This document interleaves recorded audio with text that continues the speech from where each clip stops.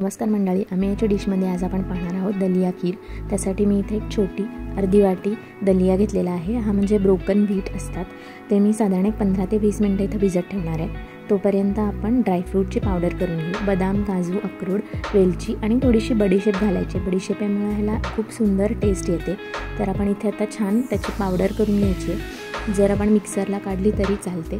तर अशी छान बारीक पावडर। आता हा दलिया आपला भिजलेला आहे, तर ह्याला मी साधारण 2 ते 3 शिट्ट्या काढून घेणार आहे आणि तो कुकरला आपण शिजवून घ्यायचा आहे। डायरेक्ट जर आपण कढईत शिजवायला लागलो तर तो वेळ लागतो शिजायला आणि तो नीट शिजत नाही। तर आपण इथे आता गूळ घेतला आहे, साधारण तीच छोटी 1 वाटी गूळ।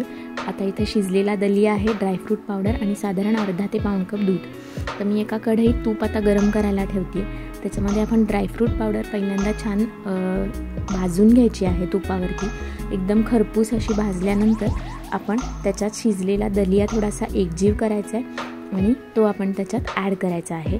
आणि या दलियामध्ये तो शिजल्यामुळे घट्ट झाला आहे, त्यामुळे त्याच्यात आपण थोडंसं पाणी घालायचं आहे आणि हे मिश्रण आपण एकजीव करून घ्यायचं आहे। तर दलिया आणि ड्रायफ्रूट पावडर इथं बघा मी थोडंसंच अगदी पाणी घालते आणि हे छान एकजीव करून घेतो आहे आपण।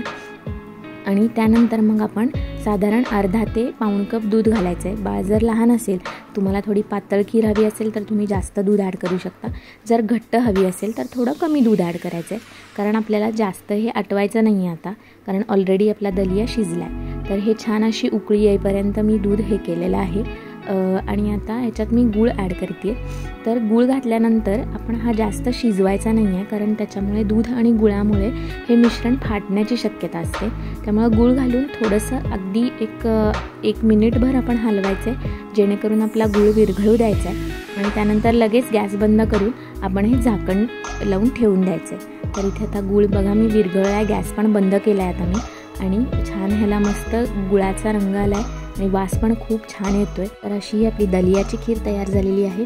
ही तुम्हाला मुलांना संध्याकाळचा नाश्ता म्हणून पण देता येते। व्हिडिओ आवडला असेल तर लाईक करा, शेअर करा, सबस्क्राईब करा। आम्ही याची डिश। थँक्यू।